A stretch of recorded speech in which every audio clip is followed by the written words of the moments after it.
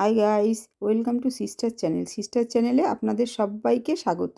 আমরা কিন্তু মোটামুটি সব কিছুর মধ্যেই ধনেপাতা দিয়ে থাকি। ধনেপাতা দিলে তার টেস্ট আর গন্ধের স্বাদটা অনেক গুণ বেড়ে যায়। কাজে আমি আজকে ধনেপাতা দিয়ে রুই মাছের রেসিপি বানিয়ে আপনাদের সঙ্গে শেয়ার করছি। ভিডিওটা স্কিপ না করে পুরো ভিডিওটা দেখুন। আমি মাছগুলোকে ধুয়ে ভালোভাবে ফ্রেশ করে নিয়েছি। এর মধ্যে দিয়ে দিচ্ছি 1 চামচ লবণ, 1 চামচ হলুদ, 1 চামচ লাল লঙ্কার গুঁড়ো, 1 চামচ সর্ষের তেল দিয়ে ভালোভাবে মেখে মাছগুলোকে 10 মিনিট রেখে দিচ্ছি। ওভেনে কড়াইতে একটু তেল দিয়ে দিলাম। এবারে তেলটা যেই গরম হয়ে যাবে এক এক করে মাছগুলো দিয়ে ভেজে নেব। যতক্ষণ আমার মাছটা ভাজা হচ্ছে ততক্ষণ আমি একটা মশলার পেস্ট করে নিচ্ছি। দিয়ে দিলাম 4খানা কাঁচা লঙ্কা, 1 ইঞ্চি আদা, 6-7 খানা রসুন আর 1 মুঠো ধনেপাতা। এটা দিয়ে একটা মিহি পেস্ট আমি করে নিচ্ছি। আমার চ্যানেলে যদি নতুন বন্ধু হয়ে থাকেন তাহলে চ্যানেলটা সাবস্ক্রাইব করার জন্য অনুরোধ রইল। বেল আইকনটা ক্লিক করে দেবেন। যখনই আমি নতুন কোনো ভিডিও পাঠাবো সবার আগে আপনাদের কাছে পৌঁছে যায়। আত্মীয়-স্বজন, বন্ধু-বান্ধবের সঙ্গে ভিডিওটা শেয়ার করে দেবেন। যদি ভিডিওটা ভালো লাগে তাহলে আমাকে কমেন্টে জানাতে কিন্তু ভুলবেন না। এবারে মাছটা আমার এক পিঠ ভাজা হয়ে গেছে, আমি অপর পিঠটা উল্টে দিচ্ছি।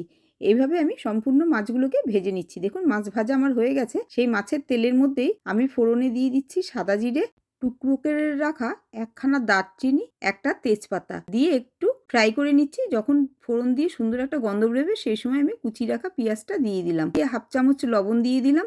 দিয়ে পেঁয়াজটা যখন ব্রাউন কালার হয়ে যাবে সেই সময় আমি এর মধ্যে দিয়ে দিচ্ছি লঙ্কা, আদা, রসুন, ধনেপাতা বাটা দিয়ে মিক্সি মেশিনটা বাটিটা ধুয়ে একটু জলও আমি এর মধ্যে দিয়ে দিলাম। এবার 2 মিনিট একটু আমি ফ্রাই করে নিচ্ছি। তারপরে এর মধ্যে দিয়ে দিলাম 1 চামচ টক দই।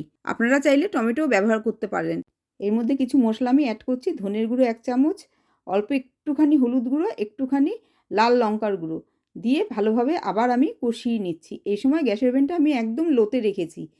এবারে আমার কষানো হয়ে গেছে, এর মধ্যে একটু জল দিয়ে দিলাম।